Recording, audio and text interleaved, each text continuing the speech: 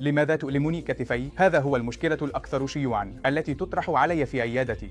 أول سبب شائع لألم الكتف هو إصابة الكفة المدورة. يحدث هذا عندما يسقط شخص ما ويصيب كتفه، أو شخص يشارك بشكل متكرر في أنشطة ثقيلة على الكتفين مثل الجيم أو السباحة أو الكريكي. السبب الثاني الأكثر شيوعاً هو الكتف المتجمد. يحدث هذا بشكل شائع لدى مرضى السكري والمرضى الذين يعانون من مشاكل في الغدة الدرقية، ويتضمن زيادة في الألم وزيادة في تصلب الكتف مما يحد من أنشطتهم اليومية. السبب الثالث الأكثر شيوعاً هو التهاب المفاصل، وهو أكثر شيوعاً لدى الأشخاص كبار السن، ويظهر كألم خفيف مستمر يوقظهم في الليل ويحد من أنشطتهم اليومية مثل الاستحمام أو فك الأزرار وربطها، وكذلك استخدام المرحاض.